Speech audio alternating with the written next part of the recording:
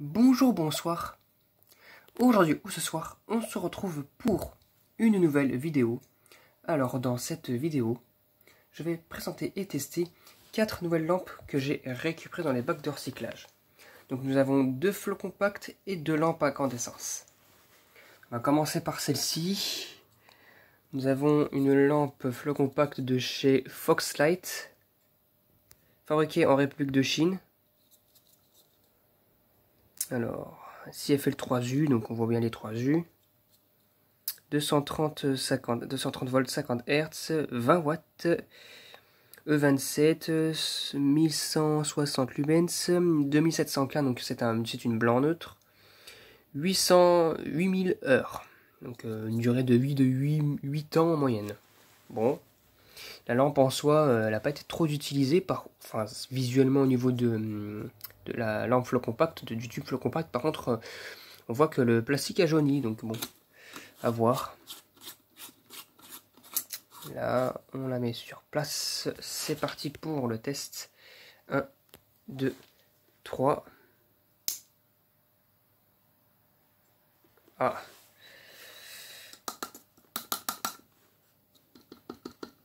Ça n'a pas l'air de fonctionner, dis donc. Pourtant, c'est branché, c'est bien sous tension. Je n'entends pas de bruit non plus, visiblement. Je crois que le ballast est foutu. Parce que j'en entends pas de bruit, donc peut-être que le condensateur qui permet l'amorçage est silencieux, ça peut arriver, c'est possible, mais vu l'état de la lampe, ça me paraît un peu bizarre, quoi. À mon avis, c'est peut-être le ballast qui est foutu. Donc bon. En plus, j'ai l'impression que le ballast bouge dans la lampe. Dans la base. Bon, à voir, peut-être c'est une déconnexion, j'en sais rien, un ballast foutu. Donc pour l'instant ça commence mal, nous tombons sur une lampe flow compact qui ne fonctionne pas. Donc 1-0 pour l'instant, pour les lampes qui ne fonctionnent pas. Ensuite nous avons une lampe à incandescence de chez Mazda. Oh là. Lampe à incandescence de chez Mazda, 230 volts, 40 watts. J'en ai déjà récupéré une, je pense, en 40 watts de cette version-là. C'est vraiment les dernières versions de chez Mazda. Je sais même pas si c'est vraiment fabriqué en France. Je pense que si, mais c'est vraiment les dernières versions de chez Mazda. Avant leur pause de plus de 10 ans. Voilà. Donc c'est les dernières versions en incandescence de chez Mazda. C'est parti pour le test. 1, 2, 3. Et bien visiblement ça fonctionne, le filament n'est pas trop détendu. Voilà. Ouais, le filament n'est pas trop détendu, donc ça c'est cool. Pas mal, par contre la lampe à incandescence est un peu sale, il faudra un petit peu les nettoyer. Mais nickel, ça éclaire comme une 40 watts, idéal, superbe. Donc 1 partout, une lampe qui fonctionne, une lampe qui ne fonctionne pas. Voilà. Ensuite, nous avons une autre Mazda, alors cette fois-ci plus ancienne. Mazda des années 80-90. Je pense que ça doit dater de fin 90, fin 80 ou fin 99, plutôt fin 99 je pense. Enfin fin 90 plutôt. Donc de 75 watts, 220-230 volts. Je vais la mettre sur place pour voir peut-être mieux la gravure.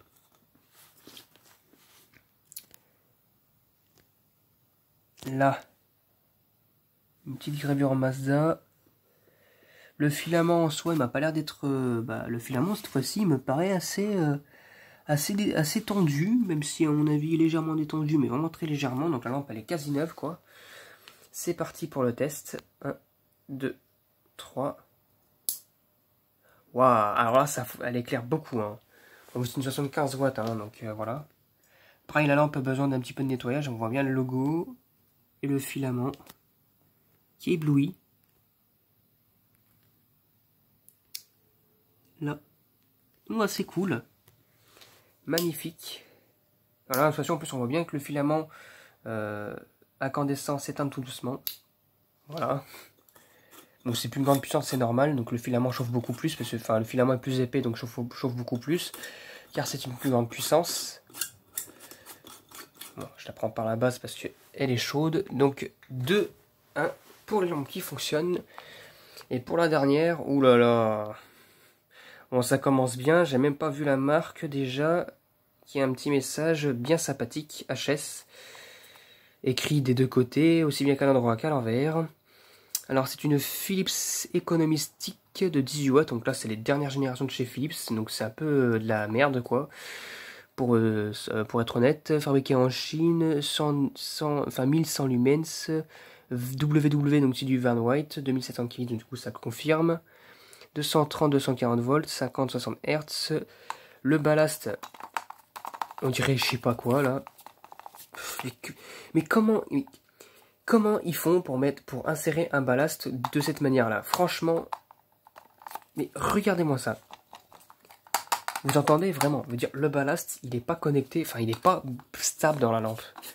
Il y a un espace vraiment... il doit y avoir un vide, je sais pas où là, mais... C'est vraiment cheap. Hein. Ouh là là là là là là. Ils auraient dû mettre économie cheap plutôt que économie stick, mais enfin bref. Donc là, le filament... comment dire, ne m'inspire pas confiance. Cette électrode là à mon avis ne m'inspire pas confiance. C'est quand même parti pour le test. 1, 2, 3. Ah.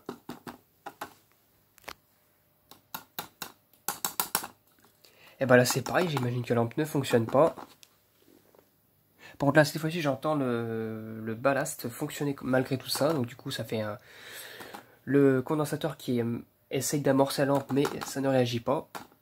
Le tube flot compact est foutu je pense. Donc ça vaudra un burning. Flocon CFL. Je n'aime pas cette... C'est quoi ça? C'est quoi cette lampe en forme de V là?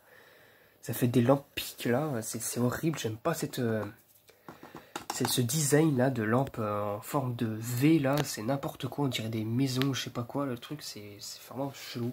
Ça prouve vraiment que c'est de la dernière génération. Ça ne m'étonne pas que c'est grillé très rapidement. La lampe elle a dû faire peut-être même pas 1 an et demi, 2 ans. Mais la lampe elle est foutue pour le coup. Voilà. Bon, pour bien finir, hein, MDR. Du coup ça fait 2 partout. Ça fait 2 lampes qui fonctionnent et 2 lampes qui fonctionnent pas. Voilà. C'était tout pour cette vidéo. J'espère que cette vidéo vous aura plu. Et à très bientôt pour une prochaine vidéo. Au revoir.